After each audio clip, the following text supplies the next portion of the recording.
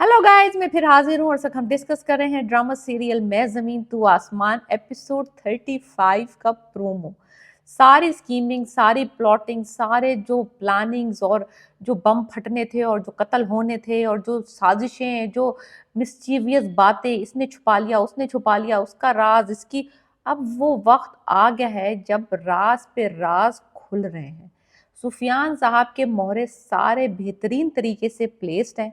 उसने बाप को बेटे के अगेंस्ट खड़ा कर दिया है, सुल्तान को सीएम के अगेंस्ट खड़ा कर दिया है, हुरम की माँ को शाजिल के अगेंस्ट खड़ा कर दिया है। तो literally everybody is fighting everybody, लेकिन जो लड़ा रहा है, जो मास्टरमाइंड है, जो सुफियान है, उसको सब समझ रहे हैं कि वो उन्हीं का साथ दे रहा है, वो उन्हीं का मुखलिस है, उन्हीं का हमदर्द है।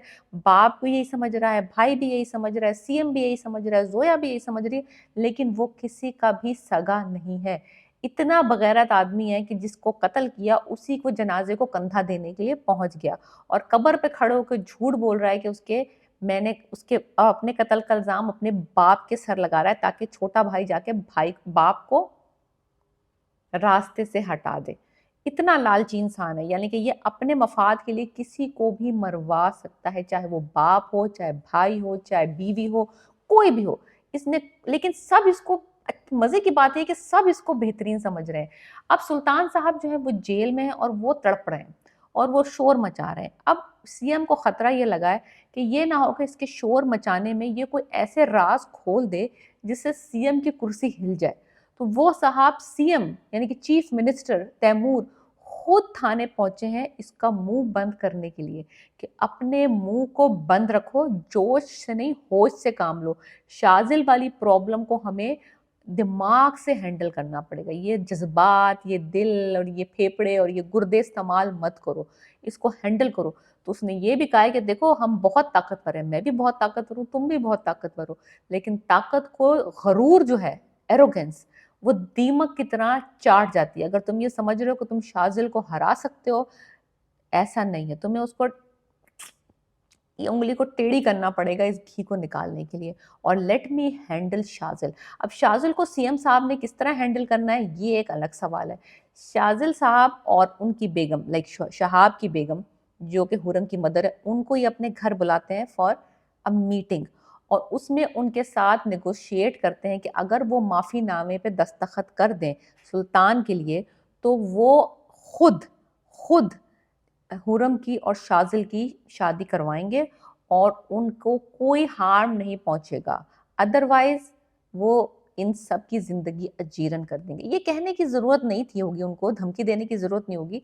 वो सिर्फ यही कहेंगे कि तो आप माफी नामे पे दस्तखत कर दें सुल्तान के लिए, बाकी चीजें मैं हैंडल कर लूंगा और हम आपकी जिंदगी से ऐसे चले जाएंगे जैसे कभी थे भी नहीं।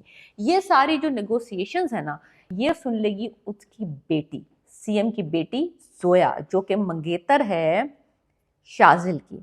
और वो ये बात सुन के आग बगोला हो जाएगी। उसको रियलाइज होगा कि जो उसका बाप है, जो कि उसका अडॉप्टेड फादर है, रियल फादर नहीं है, वो उसके साथ मुखलिस नहीं है। वो अपने दोस्त को, सुल्तान को बचाने के लिए उसका और शाजिल का रिश्ता तोड़वाने के लिए तैयार है। बंदी हो गई फ्लिप। जाके पहुंची किसके पास? सुफियान के पास। सुफियान साहब को बता रही है कि मेरे साथ ये हो गया, मेरे साथ वो हो गया। सुफियान साहब ने को लगा कि यार ये तो बाप और बेटे की जो मुफाहमत होने वाली है, ये ना हो कि सीएम कामयाब हो जाए इनकी लड़ाई सुलह करवाने में और सुल्तान वापस आ जाए, शाजिल के वैसे ही मामला हो जाए और हुरम की शादी हो जाएगी, तो सारा खेल ही बिगड़ जाएगा। ये लड़ाई हुई नहीं, कोई मरा ही नहीं, ना बाप मरा ना बेटा मरा, तो ये तो प्रॉब्लम वहीं की वहीं खड़ी है।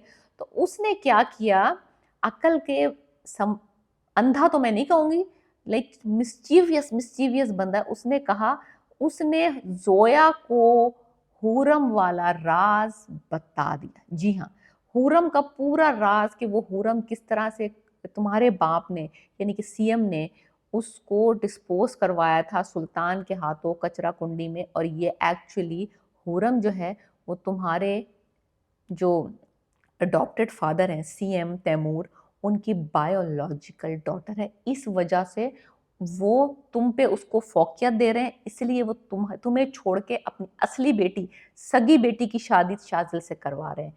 इसलिए अब उनको कोई परवाह नहीं है कि तुम्हारा रिश्ता टूटे बचे। अब तुम्हें, अगर तुम्हें शाजिल चाहिए تو تمہیں میرا ساتھ دینا پڑے گا, میں تمہیں شازل دلوا سکتا ہوں, تو میرا رائٹ ہینڈ بنو. سو اگلے قسطوں میں رائٹ ہینڈ کا کام کرے گی زویا اور سفیان چلے گا چالیں اور اس کو امپلیمنٹ کرے گی زویا.